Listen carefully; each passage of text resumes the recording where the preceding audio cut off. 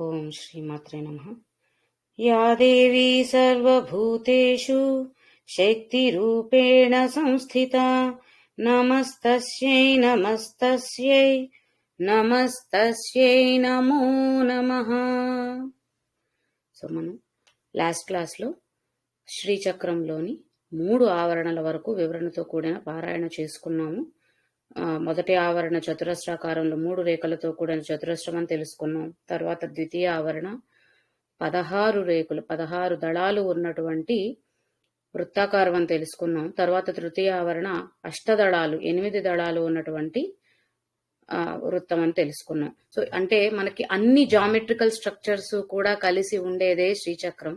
చూసిన వాళ్ళందరికీ అది ఎలాగో బాగా తెలుసు కాబట్టి మళ్ళీ ఒక్కసారి వాటన్నిటిని గుర్తు చేసుకోవటం. ముందు ఒక చతురస్రాకార ఆవరణ మొదటి ఉంది, దాని నుంచి లోపలికి ఎంటర్ అయినప్పుడు వలయాకారంలో అంటే వృత్తాకారంలో ఉన్న 16 షోడశ దళాల పద్మం అని అనుకుంటే ఆ ఆవరణని ఆ ఆవరణలోకి ప్రవేశించి ఆ తరువాత అష్టదళాలు ఉన్నటువంటి తృతీయ ఆవరణలోకి కూడా ప్రవేశించి అక్కడ ఉన్న అనంగ దేవతల గురించి మనం లాస్ట్ క్లాస్ లో తెలుసుకున్నాం. అనంగ దేవతలు అంటే అంతటా వ్యాపించి ఉన్న ఒక పర్టికులర్ షేప్కో ఒక ఈ విధమైన ఆకారానికో ఈ విధమైన స్థానానికో పరిమితం అవ్వకుండా పరిమితం అంటూ లేని అమితమైన ఆకారం ఇంతే అని కొలమానం లేనటువంటి శక్తి రూపాలు ఏవైతే ఉన్నాయో వాటన్నిటినీ తెలుసుకుంటూ ఇప్పటిదాకా వచ్చాము. సో ఇప్పటి వరకు మనం చేసిన ప్రయాణంలో కేవలం మన జర్నీకి కావాల్సినవన్నీ సర్ది పెట్టుకున్నాం అనమాట. అంటే ఏమేం కావాలి, ఎలా ఉండాలి, మనం ఎలాంటి లక్షణాలు అలవర్చుకోవాలి, ఇవే కదా మనం ముందు నుంచి తెలుసుకుంటూ వచ్చాము. ఈ సాధన చేయాలి, ఈ ఉపాసన క్రమంలో ఎలా ఉండాలి అనేది తెలుసుకోవాలనుకున్నప్పుడు ఇవే ఇప్పటి వరకు తెలుసుకుంటూ వచ్చింది. సో ఇక మీదట మనకి అసలైన ప్రయాణం మొదలవుతుంది అనమాట. చతుర్థావరణ నుంచి అసలైన ప్రయాణం మొదలవుతుంది. ఎందుకు అంటే ఇప్పటి వరకు స్మూత్ గా ఉంది, ఒక స్క్వేరు ఒక 2 సర్కిల్స్ అయిపోయింది.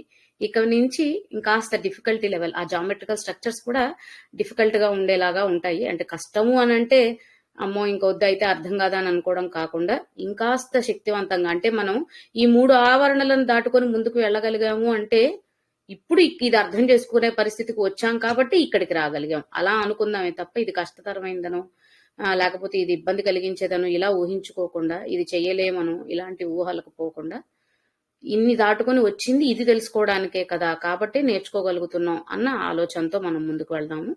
సో చతుర్థావరణని మనం చతుర్దశారం అని కూడా అంటారండి. మొత్తం 14 త్రిభుజాలతో కూడిన ఆకారం ఉంటుంది. మొబైల్లో చూపించడానికి ట్రై చేస్తాను. నా దగ్గర ప్రింట్ ఇమేజెస్ ఏం లేవు.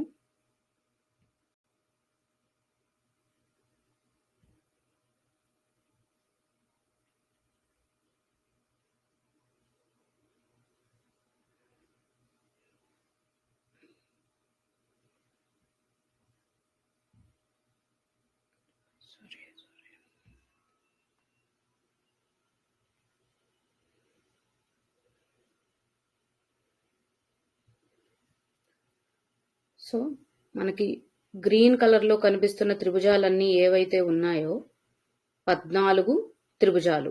ఈ 14 త్రిభుజాలన్నిటినీ కలిపితే ఏర్పడినది 4వ ఆవరణ.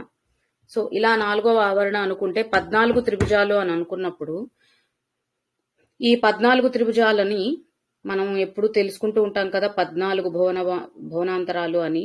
సో 14 లోకాలకి ప్రతీకగా ఈ 14 త్రిభుజాలని చెప్తారనమాట. అంటే ఈ 14 లోకాల్లో ఉన్నటువంటి శక్తి స్వరూపం ఏదైతే ఉందో ఆ శక్తి మనల్ని ఇప్పటి వరకు అవగాహన పరిచింది. ఏం చెయ్యాలి, ఎలాంటి ఆచరణలు ఉండాలి, ఎలాంటి అలవాట్లు ఉండాలి, ఎటువంటి సాధన ధ్యేయం మనకు ఉండాలి, ఇలాంటివన్నీ తెలియపరిచిన తరువాత ఇంకొక అడుగు ముందుకు తీసుకువెళ్తూ ఈ 14 త్రిభుజాల్లో అంటే 14 లోకాల్లో ఉండే శక్తి స్వరూపాలన్నీ కూడా మనకి ఇంకాస్త ఈ మార్గాన్ని సుగమం చేయడం కోసం ఎటువంటి ఉద్దేశాలు ఉంటాయి అనేది, ఎలా ఉంటుంది ఇదంతా అనేది తెలియపరుస్తూ ఉన్నాయన్నమాట. సో 14 అంటే భూమండలాన్ని మధ్యగా తీసుకున్నట్లయితే 7 పైన 7 కింద, అంటే ఊర్ధ్వ భాగంలో అధోభాగంలో 7, ఊర్ధ్భాగంలో 7 అధోభాగంలో. మనం గనక గాయత్రి మంత్రం చూసుకుంటే భూర్భువ స్వహ అని ఉంటుంది కదా, భూహు భువహ సువహ, ఇవన్నీ ఊర్ధ్వ భాగంలో ఉన్నటువంటి లోకాలు అనుకుంటే అతల వితల సుతల పాతాళ ఇవి చెప్పుకుంటాం కదా, అవన్నీ కూడా దిగువ భాగంలో. దిగువ భాగాన అంటే నేల కింద నుంచి చొచ్చుకుపోయి ఉంటాయి అలా అనుకోకుండా, అలా మనకి అతల వితల సుతల పాతల తలాతల రసాతల మహాతల మహాతల తర్వాత పాతాళ. ఓకే, సో ఇలా పాతాళ తర్వాత మళ్ళీ భూమి వస్తుందన్నమాట. మళ్ళీ ఇక్కడి నుంచి మళ్ళీ మనకి భూహు భువహ సువహ మహహ తపహ ఇలా మళ్ళీ ఇంకొక 7 లోకాలు పైన ఉంటాయని చెప్పుకుంటాం. సో అలా ఈ లోకాల్లో ఉన్నటువంటి శక్తి స్వరూపాలు ఒక్కొక్క త్రిభుజానికి, ఒక్కొక్క త్రిభుజం ఒక శక్తి రూపం అని అనుకుంటే, మనం చెప్పుకున్న 14 త్రిభుజాల్లో 4వ ఆవరణలోని 14 త్రిభుజాలు ఉంటాయని అనుకున్నప్పుడు ఒక్కొక్క త్రిభుజము ఒక్కొక్క శక్తి రూపం అనుకుంటే, ఒక్కొక్క శక్తి రూపం ఇక్కడ మనకి నామరూపంలో కనిపిస్తుంది. సర్వ సంక్షోభిణి అనేది సర్వ విద్రావిణి, సర్వాకర్షిణి, సర్వాహ్లాదిని ఇలా కనిపిస్తున్నాయి కదా. సో ఈ నామరూపాలని మనం ఆ లోకాలతో రిలేట్ చేసుకొని కూడా అర్థం చేసుకునే ప్రయత్నం చేయవచ్చు. కానీ అవి ఎంతవరకు కరెక్ట్ గా చెప్పగలం అనేది నాకు ఇంకా పూర్తిగా దాని మీద ఒక క్లారిటీ రాలేదు, కాబట్టి నేను అలా ఇప్పుడు ఎక్స్ప్లెయిన్ చేయనండి. కేవలం నామపరంగా వెళ్దాం ప్రస్తుతానికి. నాకు కొంచెం చిన్న చిన్న డౌట్స్ ఉన్నాయి, అవి క్లారిఫై అయ్యాక నెక్స్ట్ క్లాస్ లో కుదిరితే రిలేట్ చేసి చెప్పుకోవడానికి ప్రయత్నం చేద్దాం. బట్ ఇప్పటికీ జస్ట్ ఒక బేసిక్ నాలెడ్జ్ తో ఇలా అర్థం చేసుకుందాం. కింద అంటే దిగువ భాగంలో ఉన్న, అంటే మనం మామూలుగా కూడా మన ప్రయాణం ఎలా చెప్తాం, మూలాధారం నుంచి సహస్రారానికి ప్రయాణం. కాబట్టి మూలాధారంలో ఉన్నది సర్వ సంక్షోభిణి అనుకుంటే, తర్వాత అలా ఒక్కొక్క చక్రానికి ఒక్కొక్క దేవతా శక్తి రూపాన్ని మనం రిలేట్ చేసుకొని అర్థం చేసుకుందాం. ఒకవేళ అదే మనకి చెప్పుకునే లోకాలతో కూడా అని అనుకున్నట్లయితే అతల వితల సుతల ఇలా ఒక్కొక్క లోకాన్ని కూడా అక్కడ మనం కనెక్ట్ చేసుకొని అర్థం చేసుకోవచ్చు అన్నమాట. సో ఇది చతుర్థావరణ గురించిన ఒక చిన్న ఇంట్రడక్షన్. ఇప్పుడు ఇందులో ఉన్న నామాల్లోకి వెళితే మొదటి నామం సర్వ సంక్షోభిణి. మనం ముందు కూడా మనకి వచ్చింది చాలా చోట్ల ఈ నామం మనకి, చాలా చోట్ల అనకూడదేమో లేండి, మొదటి ఆవరణలో వచ్చింది. అలాగే తృతీయ ఆవరణకి సర్వ సంక్షోభణ చక్రస్వామిని అనేది తృతీయ ఆవరణ యొక్క శక్తి నామం అని కూడా మనం తెలుసుకున్నాం. ఇప్పుడు చతుర్థావరణ మొదటి నామమే అదైంది, సర్వ సంక్షోభిణి. మనం తృతీయావరణ చెప్పుకునేటప్పుడు కూడా తెలుసుకున్నాం ఏంటి అంటే సర్వ సంక్షోభిణి, సంక్షోభము, క్షోభము అంటే ఒక రకమైన తెలియని దిగులు బాధ ఇలాంటివి అనుకుంటే, సంక్షోభము అంటే ఆ దిగులు చింత ఏవైతే ఉన్నాయో అవి క్షోభ అని తీసుకుంటే అవి బాధాకరమైనవి అనుకుంటే గనక, సంక్షోభము అనేది మంచిది అంటే అవసరమైనటువంటి ఆలోచన, అవసరమైనటువంటి చింత ఇలా తీసుకుందాం. ఎందుకంటే క్షోభ అనేది దిగులుని కల్పిస్తుంది కాబట్టి ఇక్కడ దిగులుగా కాదు, అంటే బాధగా కాదు, ఇది అవసరమైన ఆలోచన. కొన్నిసార్లు కొన్ని ఆందోళనలు, అన్నిటికీ ఆందోళన పాలవుతున్నావు అని అంటారేమో కానీ కొన్ని ఆలోచనలు అవసరమైనవే, చేయవలసినవే. సో అలా అర్థం చేసుకున్నట్లయితే గనక సర్వ సంక్షోభిణి అంటే మనం ఇప్పటి వరకు మనం ఏం తెలుసుకుంటూ వచ్చాం, తృతీయావరణ వరకు ఏమనుకుంటూ వచ్చాం, ఈ శక్తి స్వరూపాలన్నీ కూడా ఇన్ని రకాలుగా మన శరీరంలోనే శ్రీచక్ర రూపంలో ఉన్న మన దేహంలోనే కొలువై ఉన్నారు, వాళ్ళని మనం అర్థం చేసుకుంటూ మన ప్రయాణాన్ని ముందుకు తీసుకొస్తున్నాం అని అనుకుంటూ వచ్చాం. కాబట్టి ఇక్కడ ఏం చెప్తున్నా, ఇక్కడ మనం ఈ చతుర్థావరణం చూసుకున్నట్లయితే ప్రతి ఒక్క నామము కూడా సర్వ సర్వ సర్వ సర్వ అన్న పదంతోనే మొదలవుతూ వచ్చింది.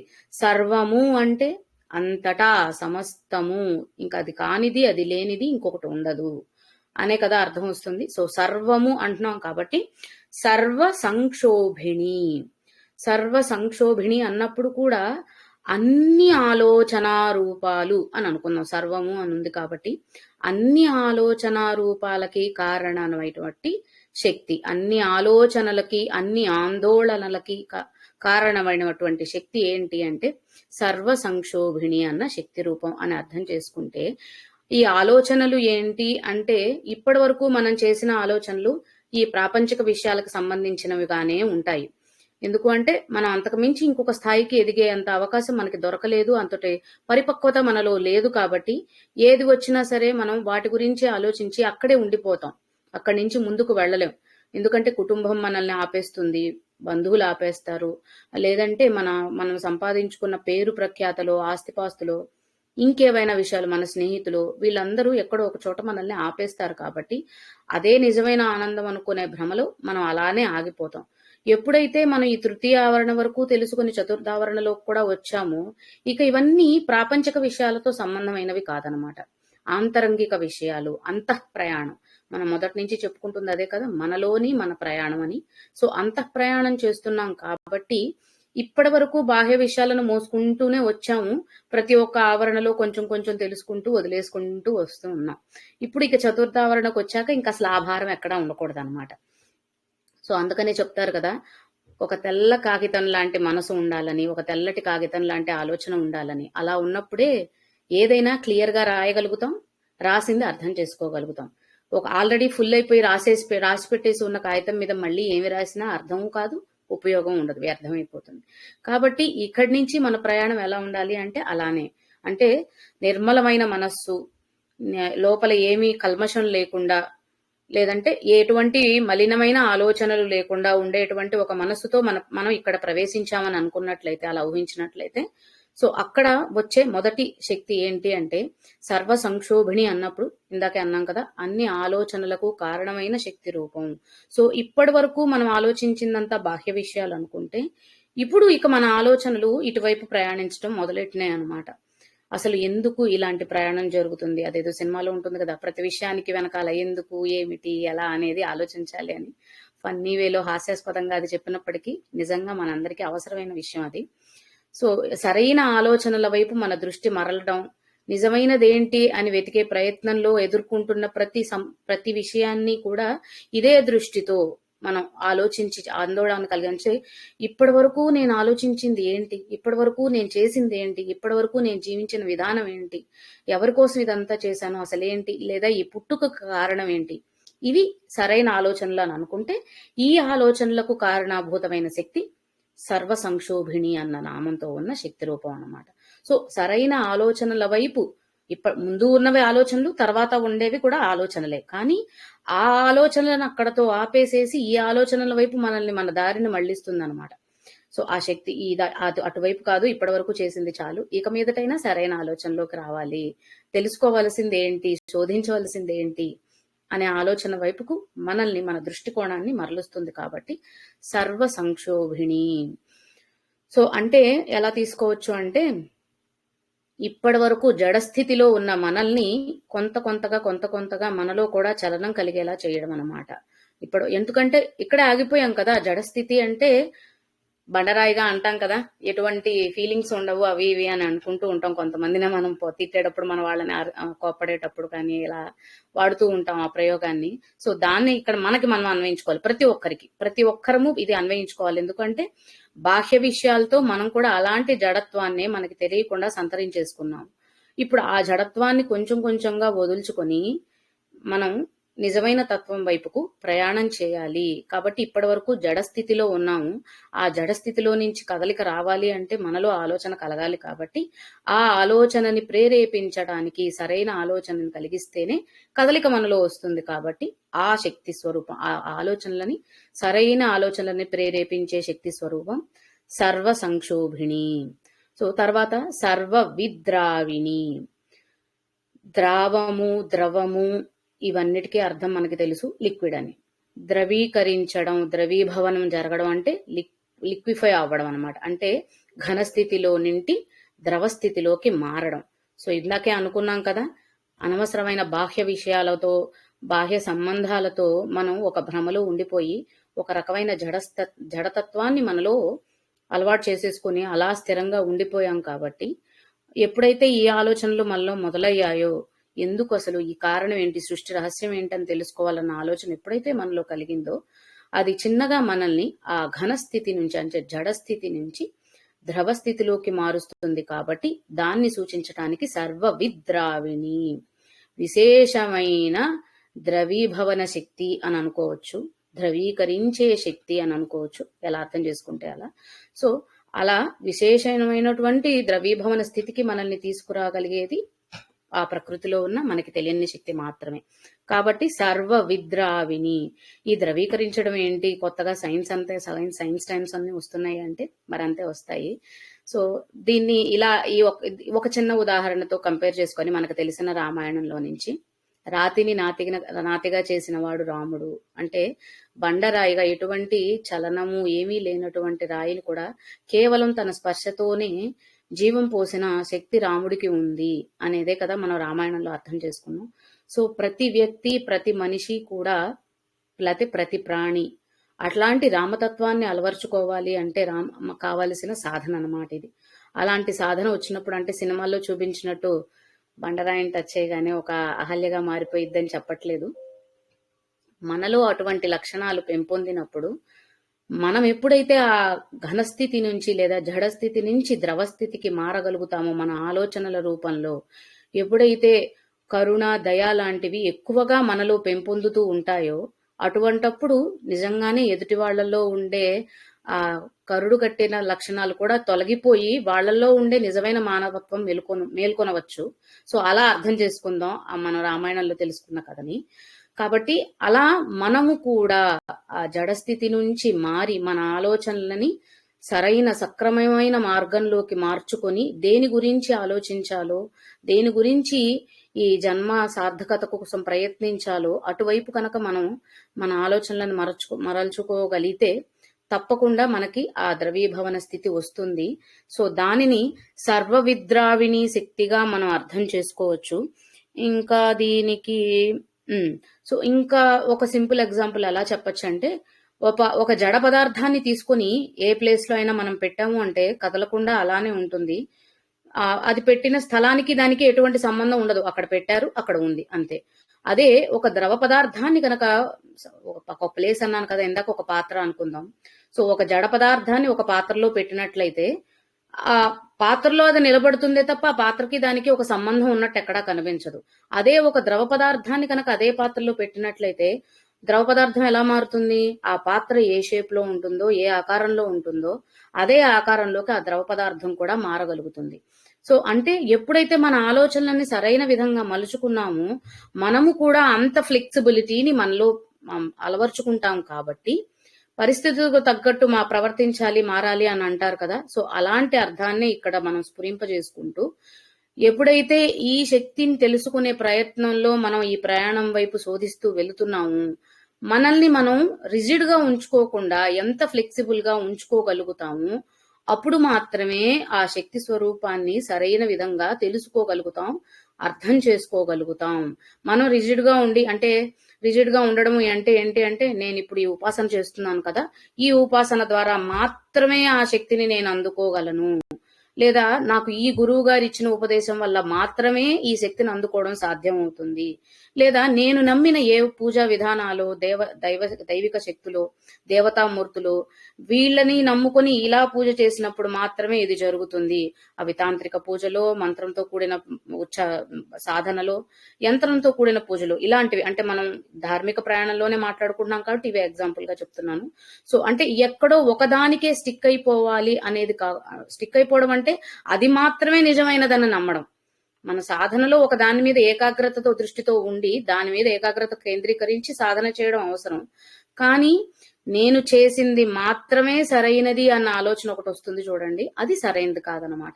అలాంటి స్థితిలో ఉండకుండా మనం కొంచెం ఫ్లెక్సిబుల్ గా ఉండగలిగినప్పుడు మాత్రమే, అన్నిట్లో ఉన్నది ఒకటే శక్తి కదా, ఫస్ట్ నుంచి చెప్పుకుంటున్నది అదే. శక్తికి వేరు వేరు రూపాలను, ఆకారాలను ఆపాదించాం తప్ప అంతటా ఉన్నది ఒకటే శక్తి అయినప్పుడు ఇది మాత్రమే శక్తి, ఇందులో ఉన్నది మాత్రమే శక్తి అని అనుకుంటే అది మన పిచ్చి ఆలోచన అవుతుంది. అందుకోసం అలాంటి జడస్థితిని మనలో ఉండనివ్వకుండా మనం ఫ్లెక్సిబుల్ గా మారినప్పుడే ప్రతి దానిలో ఉన్న శక్తిని అర్థం చేసుకోగలుగుతాం. అంటే అన్నిట్లో ఉన్నది ఒకటే శక్తి అన్నది, ప్రతి దానిలోనూ శక్తి ఉన్నది, అది ఫ్యాక్ట్. బట్ అన్నిట్లో ఉన్నది ఒకటే శక్తి అని అర్థం కావాలి అంటే దాన్ని అదే దృష్టిలో మనం చూడగలగాలి. ఇప్పుడు పిల్లలు ఆడుకుంటున్నప్పుడు పిల్లాడితో కలిసి మనం ఒక టైం స్పెండ్ చేయాలి అని అనుకున్నప్పుడు అక్కడ మనం పెద్దరికం చూపించకూడదు కదా. వాడి వయసుకు తగ్గట్టు వాడితో ఆడుకోగలిగితేనే వాడితో మనం కలిసి ఉండగలుగుతాం. లేదంటే ఆడు మనతో ఆడుకోడు, వెళ్ళిపోతాడు. ఎందుకు అంటే వాడి ఆలోచన స్థాయి లేదంటే వాడి మెచ్యూరిటీ లెవెల్ అక్కడే ఉంది కాబట్టి మనము ఆ స్థాయికి దిగి వెళ్లి వాళ్ళతో ఆడుకోవాల్సి వస్తుంది, వాళ్ళని ఎంటర్టైన్ చేయాల్సి వస్తుంది. అదే విధంగా ఇక్కడ కూడా శక్తి స్వరూపాన్ని అర్థం చేసుకోవాలనుకున్నప్పుడు, ఆ అంత ప్రయాణం కొనసాగిస్తూ ఉన్నప్పుడు, ఆ శక్తి ఎక్కడ ఎన్ని రకాలుగా ఉన్నా అక్కడ ఆ పర్టికులర్ ప్లేస్ కి వెళ్ళినప్పుడు అక్కడ అలానే మనం బిహేవ్ చేయగలిగితేనే అది అర్థం పడుతుంది, మనకు బోధపడుతుంది. లేకపోతే అదేం అర్థం కాక అక్కడే ఒక కన్ఫ్యూజన్ స్టేట్ లో మనం ఉండిపోతాం. సో కాబట్టి అలా ఉండకుండా మనం ఎంత ఫ్లెక్సిబుల్ గా ఉంటామో మనకు అది అంత బాగా ఆకలింపు చేసుకునే అవకాశం దొరుకుతుంది అనమాట. సో ఇది సర్వ విద్రావిణి అన్న నామం ద్వారా అర్థం చేసుకోగలిగింది. తర్వాత సర్వాకర్షిణి, ఆకర్షణ అంటేనే తన వైపుకు లాగుతుంది అని అనుకోవచ్చు, ఆకర్షిస్తుంది అని అనుకోవచ్చు. సో ఇక్కడ సర్వాకర్షిణి అంటే ఇందాకే మనం అనుకున్నాం జడస్థితిలో ఉన్నాము అని.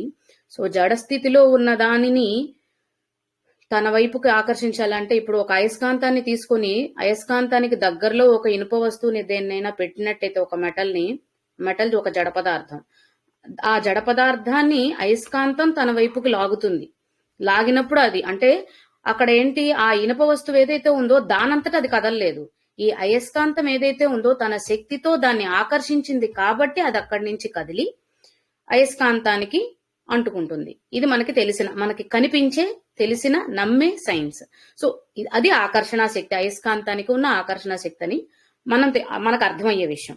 సో అదే ఫార్ములాని లేదా అదే రూల్ ని ఇక్కడ అప్లై చేసుకుంటే బాహ్య ప్రాపంచిక విషయాలతో అవే నిజమన్న భ్రమలో కుటుంబ వ్యవస్థను వదిలిపెట్టి లేకపోతే మనం అనుభవిస్తున్న భోగభాగ్యాలను వదిలి దూరంగా వాటి మీద ఉన్న మమకారాన్ని చంపుకోలేక ఇంకా మన బంధువులు, మన చుట్టుపక్కల ఉన్నవారు అంటే మనకి కలర్ఫుల్ గా కనిపిస్తుంది ఈ లైఫ్ స్టైల్ ఏదైతే ఉందో అది కలర్ఫుల్ అయినా అవ్వచ్చు, బాధ కలిగించేది అంటే కష్టాల కడిలో సాగిపోతున్నా అంటారు కదా, అలా కష్టతరమైన జీవిత విధానాన్ని అనుభవిస్తున్న వాళ్ళు కూడా వెంటనే అలా వదిలేసి వెళ్ళిపో అంటే వెళ్ళిపోతారా? వెళ్ళిపోలేం కదా. సో ఇవన్నీ ఈ బాహ్య విషయాలు ఏవైతే ఉన్నాయో ఆనందం కలిగించేవైనా బాధ కలిగించేవైనా అవి ఎక్కడో ఒక చోట మనల్ని ఇలా జడ వస్తువులుగా, జడ పదార్థాలుగా మార్చేస్తున్నాయి. అక్కడే మనం ఆగిపోతున్నాం. మన ఆలోచన అంతకు మించి పక్కకి వెళ్ళట్లేదు, అంతకు మించి ఇంకొకటి ఆలోచించే శక్తిని కూడా మనకి ఇవ్వట్లేదు. సో అప్పుడు ఏం చేస్తుంది ఈ శక్తి? మన లోపలే ఉంది కదా, ఎప్పుడు ఎలా కావాలంటే అలా చేయగలదు. తనకు ఆ సామర్థ్యం ఉంది కాబట్టే మన జీవన ప్రయాణం ఇలా సాగుతూ ఉంది. సో అప్పుడు మళ్ళీ ఆ శక్తి చెప్తుంది, ఇది కాదు, బాహ్యంగా నువ్వు చూస్తున్నది కాదు, నాలో ఉన్న శక్తిని చూడు అని తన వైపు ఆకర్షించటం వల్ల జడ పదార్థంగా ఉన్న మనం చిన్న చిన్నగా కదిలి ఆ ఆకర్షణ శక్తి వైపుకి మన ప్రయాణాన్ని కొనసాగిస్తాం. అంటే మనలో చలనం తీసుకురావడం. ఆకర్షించడం అంటే ఏదో అట్రాక్షన్ పవర్ అని అనుకోకుండా జడంగా ఉన్న, స్థిరంగా నిశ్చలంగా ఉన్న మనలో చలనం తీసుకురావడం. మనలో అంటే మన ఆలోచనలో. ఎందుకంటే దేహం కాదు, ఆత్మ రూపం లేదా లోపల ఉన్న ఆ బిందు రూపం ఏదైతే శక్తి రూపం అనుకున్నామో దాన్ని అర్థం చేసుకోవడానికి చేసే ప్రయాణం కాబట్టి మనము అన్నప్పుడు ఇక్కడ దేహం కాదు, మనలో ఉన్న ఆత్మస్వరూపం అనేదే మనం పరిగణించాల్సిన విషయం. సో అలాంటి ఆత్మస్వరూపాన్ని బాహ్య విషయాల వైపు పరిగెట్టి అటు వెళ్ళిపోతూ అటు ఆకర్షితులవుతున్న మన మానసిక పరిస్థితిని అర్థం చేసుకొని అటు వెళ్లకుండా ఇటువైపు తీసుకురావడానికి చేస్తున్న ఆ శక్తి చేస్తున్న ప్రయత్నంలో వస్తున్న కదలిక, మనలో వస్తున్న కదలిక సర్వాకర్షణి రూపం వల్ల జరుగుతుంది అని అర్థం చేసుకోవచ్చు అన్నమాట. సో ఎవరమైనా ఈ ఆధ్యాత్మిక విషయాలను తెలుసుకోగలుగుతున్నాం, మనందరం కలిసి వాళ్ళ ఖడ్గమాల చదువుతున్నాం, నేర్చుకుంటున్నాం అన్నా కూడా ఈ ఆకర్షణ శక్తే మనల్ని ఇటువైపు లాగుతుందేమో అని అనుకుందాం. పోయిందేమీ లేదు కదా, ఆనందమే కాబట్టి. సో సర్వాకర్షిణి అంటే అలా అనమాట. నిశ్చలమైన మన మానసిక స్థితిని, అంటే మనం నిశ్చలమైన అంటే ఎక్కడ మనం కదులుతున్నాం, ఆలోచిస్తున్నాం కదా అంటే మనం అవసరం లేనివి ఆలోచిస్తున్నాం. అంటే జడంగా ఉండాల్సిన చోట చలనం చేస్తున్నాం, కానీ ఎక్కడైతే చలనం అవసరమో, ఎటువైపు ప్రయాణం అవసరమో అక్కడ జడత్వ స్థితిలో ఉంటున్నాం అనమాట. అర్థమైందా? అంటే మనం కదలకుండా ఉండాల్సిన చోట, ఏ ఆలోచనలు అయితే చెయ్యకూడదో, అవసరం లేదో, స్థిరంగా ఎక్కడ ఉండాలో మన మానసిక స్థితి, అక్కడ మనసు చలించేస్తూ ఉంది, వాటి వైపు ఆకర్షితం అవుతూ ఉంది. వేటి గురించి తెలుసుకుంటూ ఏ ప్రయాణంలో మన మనసు చలించి ఎటువైపు మన కదలికలు రావాలో, మన జన్మకు కారణమైనటువంటి ఆ స్థితిని తెలుసుకోవడానికి ఎటువైపు మన కదలికలు జరగాలో అక్కడ జడస్థితిలో ఉందన్నమాట. కాబట్టి అటు నుంచి ఇటుకి మన డైరెక్షన్ ని చేంజ్ చేయడం కోసం మనల్ని ఆకర్షించేటువంటి శక్తి సర్వాకర్షిణి. సో తర్వాత సర్వాహ్లాదిని. ఆహ్లాదము అంటే ఆనందానికి పై స్థాయి, ఆనందము, ప్రమోదము, ఇంకా గొప్ప గొప్ప పదాలు ఉంటాయి కదా ఆనందాన్ని ఎక్స్ప్రెస్ చేయడానికి. సో వాటన్నిటిలోనూ కూడా పై స్థాయి ఏదైతే ఉంటుందో అనుభూతి, దానిని సూచించేది ఆహ్లాదము అన్న పదం. సో ఆహ్లాదము అంటేనే అర్థం అదైనప్పుడు సర్వాహ్లాదిని, అన్నిట్లో కూడా ఆ ఆనందాన్ని ఎప్పుడైతే మనం ఆ శక్తి వైపు ఆకర్షితులు అవుతామో అప్పుడు మనకు ఉండే స్థితి, ఆ స్థితి కూడా ఒక శక్తి రూపమే కాబట్టి దాన్ని సర్వాహ్లాదిని అన్న నామంతో సూచించడం జరిగింది.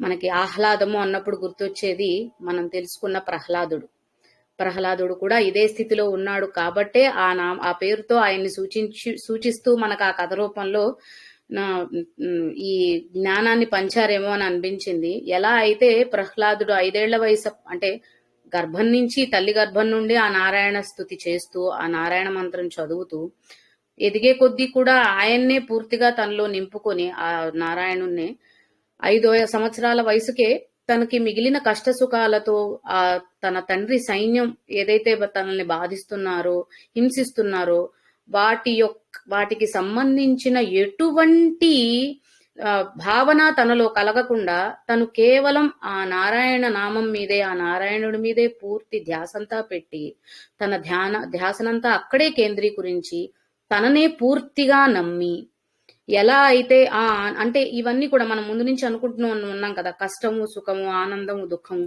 ఇలాంటి వేరువేరుగా లేవు, అంతా ఒకటే భావన, మనం ఆలోచించింది మనం తీసుకున్న దాన్ని బట్టే ఉంటుంది అని. సో అలాంటిదే ఇక్కడ అర్థం చేసుకున్నట్లయితే ప్రహ్లాదుడికి ఎప్పుడైతే హిరణ్యకశిపుడి ద్వారా అన్ని పరీక్షలు ఎదురైనయ్యో, ఎన్ని విధాలుగా ఆ సైన్యం అంతా అతన్ని శిక్షించడానికో ఆఖరికి చంపడానికి కూడా ప్రయత్నాలు చేసినప్పటికీ ఎటువంటివి ఆయన్ని అంటలేదు, తాకలేదు. అంటే ఆయన శక్తి, ఆయన ఆలోచన అంతా కేవలం నారాయణుడి మీదే కేంద్రీకృతమైంది, ఆయన్ని మాత్రమే నమ్మి ఉంది కాబట్టి ఇవన్నీ కూడా ఆయనకి కనీసం తట్టలేదు, బాధ కలిగించలేదు. అంటే బాధ అనే స్థితిని దాటి, బాధ సంతోషం అనే 2 స్థితులను దాటి పై స్థాయిలో ఉండగలిగాడు కాబట్టే అంత చిన్న వయసులో కూడా తనని ఇవన్నీ తాకలేదు, ఏమీ చేయలేకపోయాయి అని చెప్పడానికే ఆ కథ ఉందేమో. సో మనం అది నిజమా అబద్ధమా అన్న చర్చలు చేసుకోకుండా దానిలో ఉన్న నీతిని అర్థం చేసుకోగలిగితే సర్వాహ్లాదిని అన్న స్థాయి మనకి కూడా అలానే ఉంటుంది.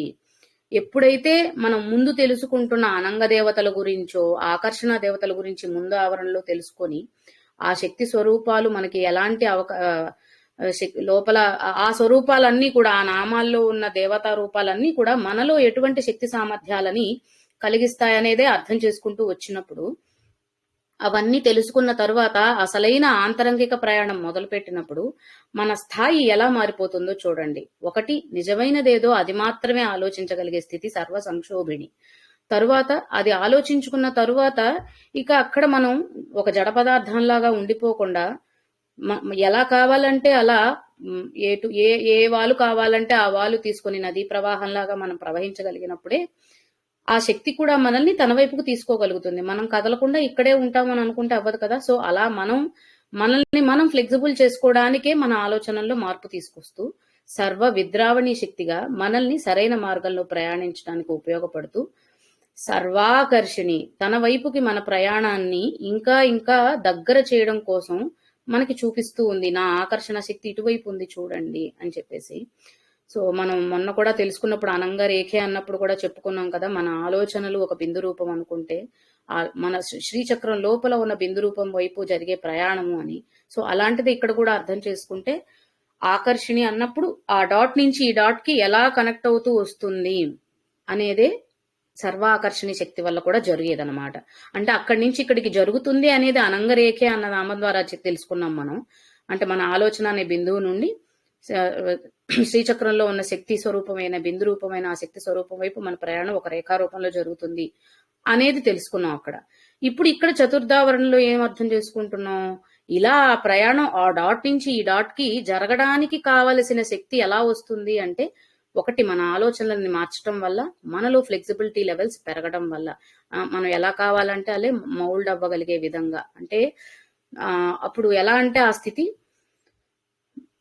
బయట విషయాల్లో ఒకసారి గమనించుకుంటే ఎప్పుడైతే మనలో అలాంటి ఒక భావన కలుగుతుందో, అలా జరిగిన మనం ద్రవీభవించడం మొదలు పెట్టాము.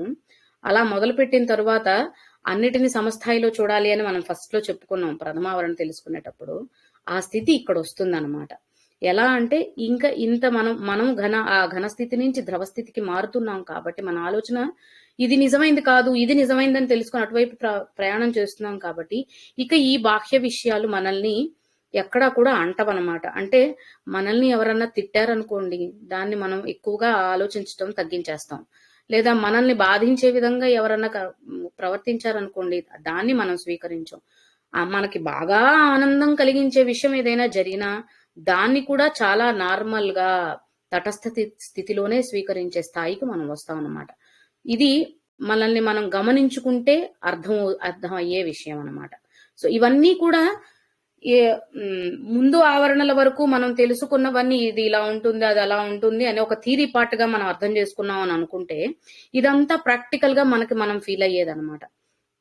సో అలాగా సర్వాకర్షిణి, మనం చెప్పుకున్న ఆకర్షణ శక్తిని, సర్వాహ్లాదిని, ఎంతో ఆనందమైన స్థితి. ఎంత ఆనందమైన స్థితి అంటే ఇక అది చెప్పడానికి లేదనమాట. ఎలా అంటే ఈ హ్లాదము అంటే ఎక్కువ కాలం నిలబడిపోయే ఆనందం. హ్లాదము అంటే, ఆహ్లాదము అంటే ఇక చిరస్థాయిగా నిలబడిపోయేటువంటి ఆనందం అనమాట. సో అంత కలకాలం నిలబడిపోయేటువంటి ఒక గొప్ప ఆనందకరమైన అనుభూతిని పొందిన తరువాత దానిలో మనం దాన్ని అనుభవిస్తూ మన జీవితాన్ని సాగిస్తున్నప్పుడు మిగిలిన విషయాలలో ఉండే కష్టము, బాధ అనేది అసలు మనకి అవసరమే లేని విషయం కదా. అంటే అసలు వీటితో సంబంధమే ఉండదు మనకి. సో ఆ స్థాయికి మనం వెళ్ళగలుగుతాం అనమాట. సర్వాహ్లాదిని అనేది ఆ అర్థాన్ని మనకి బోధ చేస్తుంది. తరువాత సర్వ సమ్మోహిని, మోహనము అంటే కూడా ఆహ్లాదం వల్ల కలిగే స్థితి మోహన అనే స్థితి అని అనుకుంటే మనం ఆ కృష్ణ పరమాత్ముడిని అలానే స్మరిస్తూ ఉంటాం కాబట్టి. సో సర్వ సమ్మోహిని, అంతటా అన్నిట్లా అన్ని విధాలుగా మనల్ని సమ్మోహించే శక్తి. ఎలా అయితే వర్షం పడే సమయాన్ని గ్రహించి ఒక నెమలి నాట్యం చేస్తుందో అన్నీ మరిచిపోయి మైమరిచిపోయే స్థితి అంటాం కదా, అలా.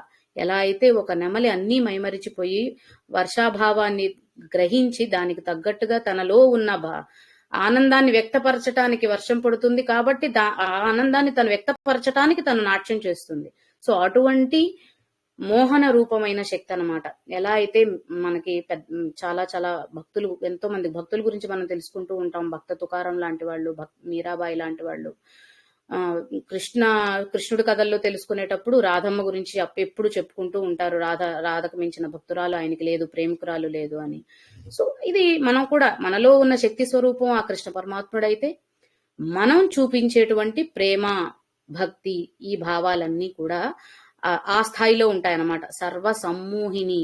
ఇక మనకి ఏం జరుగుతున్నా తెలీదు. తుకారం కథల్లో కూడా మనం చూసాం కదా, ఆయన మట్టి తొక్కుతూ ఉన్నప్పుడు తన బిడ్డ ఆ మట్టిలోకి వెళ్ళిపోతున్నా కూడా ఏం తెలియకుండా మైమరిచిపోయి ఆ విఠలుడి పాండురంగుడి నామం తీసుకుంటూ ఆయన పని చేసుకుంటూ ఉంటాడు. ఆయనకు అక్కడ ఇంకేం తెలియట్లేదు. ఆయనకి కేవలం ఆ నామరూపంలో ఉన్న శక్తిని మాత్రమే ఆయన ధ్యానం చేసుకుంటూ ఆ స్మరణలోనే ఉండిపోతూ మిగిలిన బాహ్య విషయాలు ఆయనకి తెలియట్లేదు, స్ఫురణలోకి రావట్లేదు.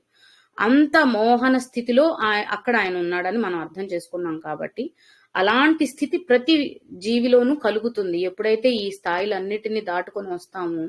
ఎందుకు చేయాలి ఇవన్నీ అంటే ముందు వీళ్ళు తెలుసుకున్నాం, విన్నాం, అయిపోయింది కదా, మళ్ళీ ఎందుకు ఈ స్థాయిలన్నీ రావాలి అంటే ఇదే, ఈ సర్వ సమ్మోహన స్థితి ఏదైతే ఉందో దాన్ని అనుభూతి చెందడానికి, అనుభవించడానికి. ఏవైతే నిజమైన ఆనందాలు అనుకున్న భ్రమలో మనం బ్రతికేస్తూ బాధపడుతూ అనవసరమైన ఇవన్నీ పెంచుకుంటున్నాము, అవన్నీ తొలగిపోయి నిజమైన మోహన స్థితికి వెళ్ళినప్పుడు కర్మబంధాల నుండి కూడా చాలా తేలికగా వెళ్ళిపోగలుగుతాము అని అంటారనమాట. అంటే ఇదంతా నా ప్రారంధంలే, నా కర్మ అనుభవించక తప్పుతుందా, కర్మఫలం ఉన్నంత వరకు చేయాల్సిందే కదా అని అన్నప్పుడు అవి నిజం. ఎప్పుడు అంటే ఈ స్థాయిలన్నిటినీ మనం దాటి వెళ్ళలేనంత వరకు కూడా తప్పదు.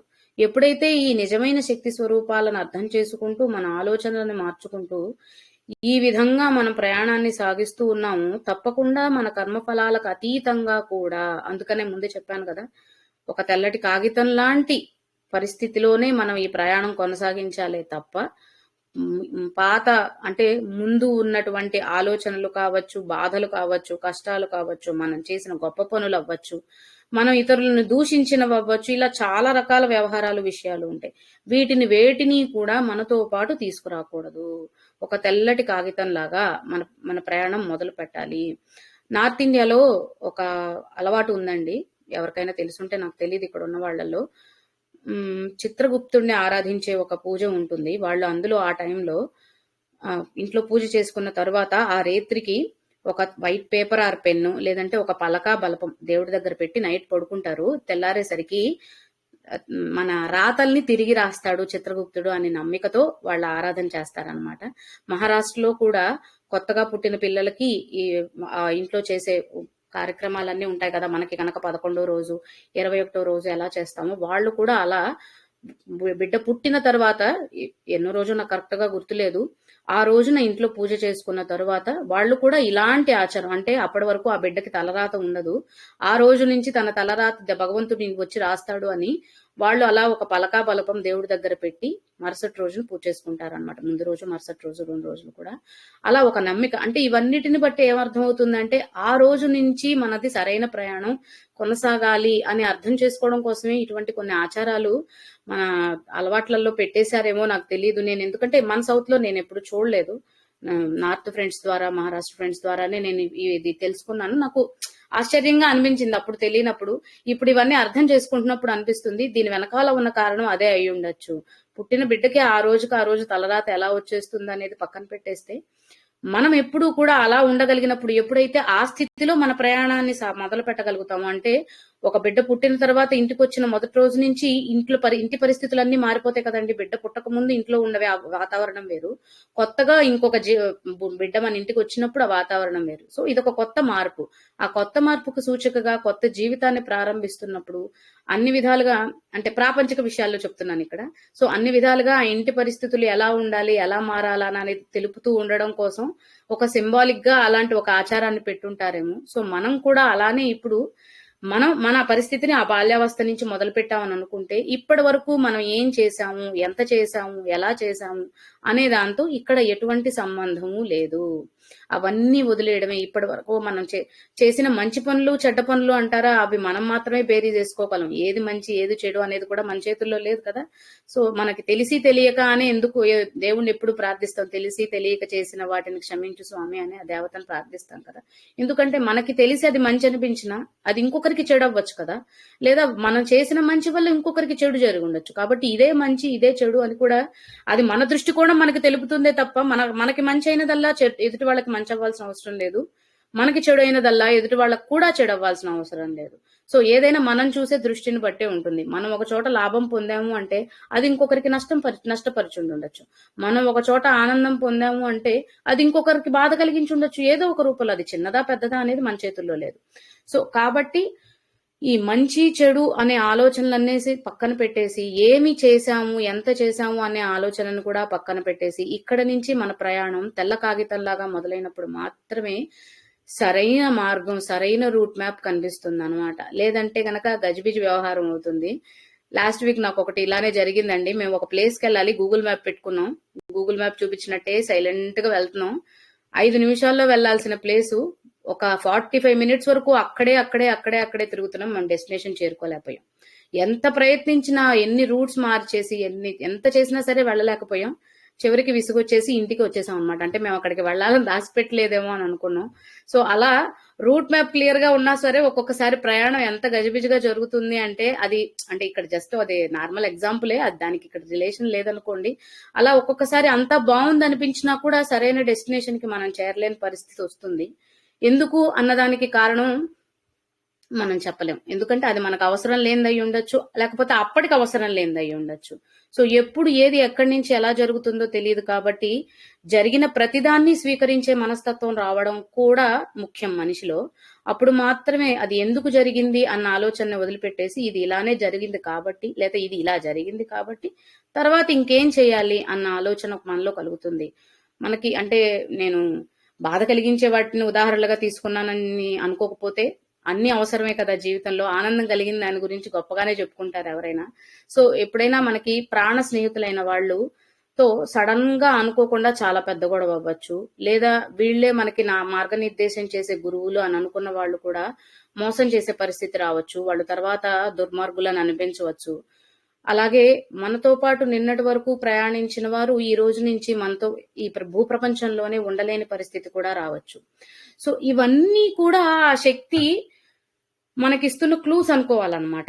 ఎందుకు అంటే ప్రతి ఒక్కరికి ఇదంతా జరిగిందే కదా. పుట్టుకకి మరణానికి కనెక్షన్ ఉంది, సంతోషానికి బాధకి కనెక్షన్ ఉంది, అలాంటప్పుడు ఆనందానికి కష్టానికి కనెక్షన్ ఉంది. అన్ని కూడా ఇంటర్ రిలేటెడ్ అని అనుకున్నప్పుడు ఎన్నో ఒకదాన్నే పట్టుకుంటే ఎలా కుదురుతుంది? ఒకటే కావాలి అని అనుకోవడం కూడా ఒక ఆలోచనే, స్వార్థపూరితమైన ఆలోచన అవుతుంది. ఏది వచ్చినా దాన్ని స్వీకరించగలిగే స్థాయి అది అందరికీ నిజంగా కష్టమైన విషయమే. కానీ మన అందరి ఆలోచన ఎప్పటికైనా సరే, అంటే ఇప్పుడు 10 విషయాలు జరిగినాయి, ఆ 10లో కనీసం ఒక్క విషయం దగ్గరైనా సరే ఇది జరగవలసిందే కదా, సరే జరిగిందిలే అని అనుకునే ఆలోచన మనలో రాగలిగితే ఇంకా ఈ సమస్యలకి బాధలకి అవకాశం ఉండదు అని నాకు అనిపిస్తుంది. అంటే నా స్థాయిలో నేను కూడా చాలా సార్లు ఇలాంటివన్నీ ఆలోచించి అనుభవిస్తూనే వస్తాను. ఆ క్షణానికి అది బాధ కలిగించినా లేకపోతే సంతోషాన్ని ఇచ్చినా మరుక్షణంలో ఇది కాదు నిజమైంది అన్న స్థాయికి మనం రాగలగాలి. అది అందరి విషయాల్లోనూ జరుగుతుంది ఇది. ఎలా అయితే మనం మొదటి నుంచి చెప్పుకుంటున్న ఉదాహరణలే, ఇంట్లో ఒక పసిబిడ్డ పుట్టినప్పుడు ఎలా అయితే ఆనందంగా మనం ఆ సంబరం చేసుకుంటున్నాము, ఒకరు గతించినప్పుడు కూడా జన్మ ఎంత సాధారణంగా జరిగిందో గతించడం అనేది కూడా అంతే సర్వసాధారణ విషయం అన్నదాన్ని మనం స్వీకరించగలిగితే ఈ బాహ్య బంధాలు నిజమైనవి కావు, శాశ్వతమైనవి కావు అని తెలిసినప్పటికీ మనం వాటి మీద వ్యామోహాన్ని తగ్గించుకోలేకే బ్రతుకుతాము. కానీ ఎప్పటికైనా సరే ఆ పరిస్థితి రావాలి. ఈ వ్యామోహము అంటే ఏదో ఘోరమైన పరిస్థితి అని అనుకోవద్దు. వ్యామోహం అంటే ప్రేమకి పెచ్చుస్థాయి. అంటే ఇంకా దాన్ని వదిలిపెట్టి వెళ్ళలేము, ఇది లేకుండా ఉండలేము. మనకి చిన్నప్పటి నుంచి నీతి బోధల్లో చాలా కథల్లో చెప్తూనే ఉంటారు, తీసుకొచ్చిందేముంది తీసుకుపోయేదేముందనో, ఎలా వచ్చామో అలా వెళ్తామనో. ఇలాంటివన్నీ చాలా సాధారణమైన సామెతలతో మనకి నిజమైన జీవిత సత్యాన్ని చిన్నప్పటి నుంచి బోధ చేస్తూనే ఉన్నారు. కానీ దాన్ని మనం పరిస్థితులతో కంపేర్ చేసుకున్నప్పుడు స్వీకరించే స్థాయికి రాలేకపోతున్నాం. ఇది నిజం కాదు అన్న విషయాన్ని మనం స్వీకరించలేకపోతున్నాం అన్నమాట. సో అక్కడ మనకు కావాల్సింది అది కాదు, నిజమైనదేదో అది తెలుసుకోగలగటం అనేది ఎప్పుడు గుర్తుపెట్టుకోవాలి. సో ఇప్పుడు నామాల్లోకి వచ్చేద్దాం. సర్వ సమ్మోహిని అంటే సమ్మోహనం, ఆ సమ్మోహింపచేసే స్థాయి. అంటే ఇక ఒకసారి ఆ శక్తి, దీన్ని ఎలా చెప్పాలంటే రుచి అంటాం కదా, రసం గంధము, మనకి పంచ తన్మాత్రలతో కూడా వీటిని రిలేట్ చేసుకొని అర్థం చేసుకున్నాం అని అనుకుంటే, ఈ సమ్మోహనము అనే స్థితి ఎలా ఉంటుంది అంటే, ఒకటి మనకి బాగా ఒక ఫుడ్ కానీ లేదా ఒక మంచి స్మెల్ కానీ బాగా మనకి నచ్చేసాయి అనుకోండి, మాటికి అవే కావాలనిపిస్తుంది, అవి మాత్రమే నచ్చేలా చేస్తుంది, ఇంకొక వైపుకు వెళ్ళదు. ఒక పిల్లలకి చాక్లెట్స్ నచ్చినంతగా ఇంకా వేరే ఏమీ నచ్చవు. అలా కొంచెం వయసు పెరిగే కొద్దీ వాళ్ళ ఇష్టాలు మారిపోతూ ఉంటాయి. కానీ ఒకసారి ఒకదానికి వాళ్ళు ఉన్నారు అంటే కొన్నాళ్ల వరకు దానిలోనే ఉంటారు. అది బాల్యావస్థ కాబట్టి పిల్లల స్థితి వేరు, వాళ్ళ తర్వాత మార్చేసుకుంటూ మారిపోతూ ఉంటారు. కానీ మన పరిస్థితుల్లో అలా ఉండకూడదు అనమాట. మనము అంటే అందరం ఎప్పుడైతే మన ఈ ప్రయాణంలో ఆ శక్తి యొక్క భావనని లేదంటే ఆ శక్తిని మనం ఆస్వాదించి అనుభూతి చెంది ఆ రుచిని తెలుసుకున్నాము, ఇక మన నోటికి ఆ రుచి మాత్రమే కావాలనిపిస్తుంది. సపోజ్ ఒక నామరూపంలో ఇది చేస్తున్నాం, జపం చేస్తున్నాం అని అనుకున్నాం అనుకోండి, ఇంకొక నామం రూపం తీసుకొస్తే లేదు నాకు ఈ నామమే నచ్చింది, ఈ దైవం కాదండి, నామం మాత్రమే చెప్తున్నాను, ఈ నామమే నచ్చింది, ఇందులోనే మాత్రమే, లేదా ఆ శక్తి స్వరూపాన్ని చూడగలిగిన తరువాత, ఆ శక్తి ఏంటి అనేది రియలైజ్ అవ్వగలిగిన తర్వాత, చూడడం అంటే కళ్ళతో చూడలేం కాబట్టి మానసికంగా ఆంతరంగికంగా ఎప్పుడైతే రియలైజ్ అవుతామో, అలా ఒక్కసారి రియలైజ్ అయ్యాక ఇక ఈ బాహ్య విషయాలు నిజం కాదని మనకు అర్థమవుతుంది. కాబట్టి అప్పుడు వాటి మీదకి మన మనసు మరలదన్నమాట, అటువైపు చలించదు. సో అంతటి సమ్మోహన స్థితికి మనం వెళ్ళగలుగుతాము, అలా తీసుకువెళ్తుంది అని చెప్పడానికి సర్వ సమ్మోహిని. సో తర్వాత సర్వస్తంభిని, స్తంభించడం అంటే ఒక్క క్షణం అలా ఆగిపోయింది అని అంటాం కదా. సో అర్జునుడికి కృష్ణుడి విశ్వరూప సందర్శనం జరిగిన తర్వాత ఆయన పరిస్థితి కూడా అలానే ఉందేమో, ఒక్క క్షణం అంత విశ్వరూపంలో ఆ కృష్ణ పరమాత్మని చూడగలిగినప్పుడు అలానే ఆగిపోయి ఉండుంటాడు. మనకు కూడా చాలా రకాల పరిస్థితుల్లో ఒక్క క్షణం కాలం స్తంభించిపోయిందేమో అని అనిపించే పరిస్థితులు చాలా చాలా ఎదుర్కొంటూ ఉంటాం మన నిత్య జీవితంలో. వాటిని నిజమైనవి అవే అనేది మనం అప్పుడు అర్థం చేసుకోమన్నమాట. ఒక్కసారి రీకలెక్ట్ చేసుకున్నప్పుడు ఈ సిట్యుయేషన్‌లో ఇలానే ఆలోచించాం గదా! ఈ పరిస్థితుల్లో మన భావన ఇలానే ఉంది కదా! లేతే ఈ పరిస్థితులప్పుడు మన మానసిక సంఘర్షణ ఈ స్థితిలోనే ఉంది కదా! అవన్నీ తర్వాత ఆలోచించుకున్నప్పుడు అర్థమవుతాయి కానీ, ఆ పర్టిక్యులర్ సిట్యుయేషన్‌లో మనకేం అర్థం కాదు. ఎందుకంటే స్తంభించిపోయిన స్థితిలో ఉన్నాం కదా! ఇంకొక ఆలోచన ఎక్కడి నుంచొస్తుంది? సో, అలాగా ఇక్కడ కూడా ఎప్పుడైతే ఆ శక్తి యొక్క రుచిని ఆస్వాదించి అంత సమ్మోహన స్థితిలో ఉన్నామో మనం, ఇంకా మనకి ఇంకేం అర్థం కాదు కదా! ఇంక మనం ఎక్కడికి వెళ్ళలేము, ఏం చూడలేము, ఎటు కదలలేము, ఏం చేయలేము. అలా స్థాణువైపోయి ఉంటామనమాట. అంటే శారీరకంగా కాదు, మానసికంగా. ఒక్కసారి అంటే బాగా ధ్యానంలో ఉండే వాళ్ళకి అది అర్థమవుతుందేమో. నాకంత ధ్యానం అలవాటు లేదు. మంచి ధ్యాన స్థితిలో ఉన్నవాళ్ళు ఎక్కువ శాతం ఆ స్థితిలో ఉండడానికే ఎక్కువ ప్రయత్నం చేస్తూ ఉంటారు. ఎందుకంటే వాళ్ళకి ఆ ధ్యాన స్థితిలో ఉన్నప్పుడు కలిగే అనుభూతి, ఆనందం నుంచి బయటికి రావడం ఇష్టం లేక. లేదంటే కొంతమంది మరింత ఉపాసన చేసే సాధకులు ఎవరైతే ఉంటారో వారు చేసే నిత్య విధానాల్లో పూజా విధానాలు ఏవైతే ఉంటాయో అవి చేసేటప్పుడు కూడా వారికి అలాంటి భావనే కలుగుతుంది. సో అలా ఎవరైతే ఈ స్థాయిలన్నిటిని దాటుకుంటూ ముందుకు వెళుతున్నారో వాళ్ళు మాత్రమే ఆ స్థితిని అర్థం చేసుకోగలుగుతారు. వాళ్ళు ఏ స్థితిలో ఉన్నారు అది ఎదుటి వాళ్ళు చెప్తేనో అర్థమయ్యే విషయం అయితే మాత్రం ఎట్టి పరిస్థితుల్లో కాదు. ఇది ఎవరికి వారు అనుభూతి చెందే పరిస్థితి. సో ఎప్పుడైతే అంత సమ్మోహనత్వాన్ని మనం చూడగలిగాము, అర్థం చేసుకోగలిగాము, అనుభూతి చెందగలిగాము, అక్కడ అంటే అక్కడి నుంచి ఎటు కదలకూడదు అంటే అక్కడే ఉండిపోవాలి. మళ్ళీ అక్కడి నుంచి కొంచెమన్నా కదిలాము అంటే ముందుకు వెళ్ళగలిగితే పర్వాలేదు కానీ ఆ కదలిక వెనక్కి తీసుకొచ్చేదిలా ఉండకూడదు కదా! మళ్ళీ ఈ బాహ్య విషయాల వైపు ఆలోచించేదిలా ఉండకూడదు. సో అలా సర్వస్తంభిని అన్న శక్తి ద్వారా మనం ఆ విషయాన్ని అర్థం చేసుకోవచ్చు. సో దాని తర్వాత సర్వజృంభిణి. జృంభిణి అన్న నామం విస్తారంగా ఉంటుంది, విస్తరిస్తుంది అన్న అర్థాన్ని తెలియచేస్తుంది అన్నమాట. స్తంభిని అంటే స్తంభించిపోయి అక్కడే స్థాణువైపోయి ఉన్నది అని అనుకుంటే, జృంభిణి అంటే విస్తరిస్తూ విస్తరిస్తూ విస్తరిస్తూ ఉంది అని చెప్పడానికి అన్నమాట. సో ఎప్పుడైతే ఈ శక్తి స్వరూపాన్ని మనం అర్థం చేసుకొని మనలోకి మన ప్రయాణాన్ని కొనసాగిస్తూ ముందుకు వెళ్తూ ఉన్నాము, ఎక్కడైతే ఆ శక్తి యొక్క స్పర్శ రూపంలోను రసగంధ మనం చెప్పుకున్న తన్మాత్రలు ఏదో ఒక రూపంలో ఆ శక్తిని ఎక్కడో ఒక చోట, అంటే ఇప్పుడు మనకు అది ఒక గురువు రూపం అవ్వచ్చు, మనకి జరిగిన ఒక పరిస్థితి వల్ల అవ్వచ్చు, లేదంటే ఇంకేమైనా చాలా కారణాలు అయి ఉండొచ్చు, మనం చేసే ఒక ఉపాసన వల్ల అయి ఉండొచ్చు. వీటన్నిట్లో ఎక్కడో ఒక చోట, అన్నిటి వల్ల అన్ని జరిగిపోతాయని కాదు, అన్నిట్లో ఎక్కడో ఒక చోట అది మనకు అర్థమవుతుంది తప్పకుండా. అలా అర్థమైనప్పుడు అక్కడ మనం ఒక్క క్షణం ఆగిపోయి అర్థమైన దాన్ని మళ్ళీ ఇంకొంచెం అన్వయించుకోవడానికి ప్రయత్నిస్తాం సర్వస్తంభిని అన్న ఆ స్థితికి వచ్చినప్పుడు. ఆ తర్వాత ఏమవుతుంది, ఎప్పుడైతే అది మనకు బాగా బోధపడిందో, ఎప్పుడైతే ఆ స్ఫురణకు వచ్చిందో దాన్ని ఇంకా ఇంకా ఇంకా ఇంకా పెంపొందించుకుంటాం కానీ ఇంతవరకు అర్థమైంది కదా, ఇంకా చాలు, అయిపోయింది, ఇదే అయిపోయింది, ఇదే ఫైనల్, అంటే సహస్రారం దాకా వెళ్ళాలి ప్రయాణం అనుకున్నప్పుడు ఆజ్ఞా చక్రం దగ్గరకు వచ్చినప్పుడు ఇది బోధపడింది అనుకున్నాం అనుకోండి, ఇంకెందుకు అర్థమైపోయింది కదా అని చెప్పి మన ప్రయాణాన్ని ఆపం కదా. సహస్రారం దాకా మన ప్రయాణం కొనసాగించాల్సిందే. సహస్రారానికి కూడా చేరామని మనం అనుకుని ఇక్కడితో కూడా అయిపోయింది అని చెప్పి అనుకుంటే కూడా అది తప్పే. ఎందుకంటే ఈ శక్తిని మనం ఎలా అర్థం చేసుకుంటున్నాం, విశ్వవ్యాప్తమైనది, అనంతమైనది అనే అర్థం చేసుకుంటున్నాం. సో ఈ అనంతమైన శక్తిని మనం ఏదో ఒక చిన్న కొద్దిపాటి ఉపాసన ద్వారానో, ఒక చిన్నపాటి పూజ ద్వారానో, ఒక మితమైనటువంటి విధి విధానాల ద్వారాను ఎలా దాన్ని తెలుసుకోగలుగుతాం? శక్తి అనంతమైనది, వ్యాప్తి చెందింది, సర్వవ్యాప్తంగా ఉన్నది అని అనుకున్నప్పుడు ఆ సర్వవ్యాప్తిత్వాన్ని అర్థం చేసుకోవడానికి జరిగే సాధన కూడా అలానే సాగుతూ ఉంటుంది కానీ అక్కడితో ఆగిపోదు కదా. ఇక్కడ వరకు వచ్చింది కాబట్టి అయిపోయింది అనేది ఉండదు కదా. అందుకని ఈ పూజలు విధానాలు వచ్చినప్పుడు ఈ ఒక్కదాన్నే నమ్ముకొని కూర్చోండి, ఇది చేసేస్తే చాలు అనేది కాదు. అది ఎంతవరకు చేసినా అవగాహన రానంత వరకు వేస్ట్. ఇప్పుడు శ్రీ విద్య ఉపాసన చేసేవాళ్ళు ఉంటారు, శ్రీచక్ర పూజ నిత్యం చేసేవాళ్ళు ఉంటారు. కేవలం యంత్రంగానో లేకపోతే విగ్రహ రూపంగానో, ఇప్పుడు శ్రీచక్రం అంటే మనం చెప్పుకున్నాం మేరు రూపంలో ఉంటుంది, భూపురంలో ఉంటుంది, మేరుపురంలో ఉంటుందని. అలా ఎన్ని రకాలుగా అంటే మనకి ఎంత కుదిరితే అంత ఈ దేవతా రూపంలోనో ఆ దేవతా ఫుట్లోనో ఇలా అలా ఇలా ఎన్ని విధాలుగా చూసుకుంటూ కూర్చుంటే లేకపోతే దేనో ఒకదాన్నే పట్టు కూర్చుంటే ఇది మాత్రమే దేవత అనుకుంటే, పట్టుకొని కూర్చోవడం అంటే అది మాత్రమే నిజమైన దేవతా స్వరూపం, లేకపోతే ఈ స్తోత్రం మాత్రమే నిజమైంది, ఆ స్తుతి మాత్రమే సరైనది, ఇలా దానికి ఒక బోర్డర్ ని మనం గీయకూడదు.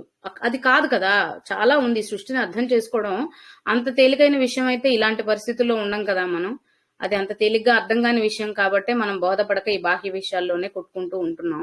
సో అటువంటి వ్యాప్తి, సర్వవ్యాప్తి లక్షణం ఏదైతే ఉందో దాన్ని అర్థం చేసుకోవడానికి కావలసిన అపారమైన సామర్థ్యాన్ని కూడా మనము విస్తరింపు చేసుకుంటూనే ఉండాలి. కానీ మీ ఇంతవరకు వచ్చాం, అబ్బా ఇంకా చాలే, ఇంతకు మించి ఏం చదువుకుంటాం అని అనుకునే పిల్లాడు అలానే చదువుతానంటే ఒప్పుకుంటామా అండి? పరీక్ష రాయాలి వాడు, సిలబస్ లో కొంచెమే చదివాడు, మిగిలింది ఎవరు చదువుతారా అని చెప్పి కొడతామా లేదా, తిడతామా లేదా? ఎందుకు అంటే అది కంప్లీట్ చేస్తే తప్ప అక్కడికి రీచ్ అవ్వలేరు. మరి అలాంటప్పుడు మనం ఎక్కడో ఒక చాప్టర్ దగ్గర ఎలా ఆగిపోతాం? ఇక్కడ వరకు చేసాం, లేదంటే మనం కుండలినిలో మన ప్రయాణం అని అనుకున్నప్పుడు ఒక 2 లేయర్స్ దాకా, సారీ 2 చక్రాలు దాటాము, ఆ 2 దగ్గరే ఆగిపోతామంటే ఎలా కుదురుతుంది?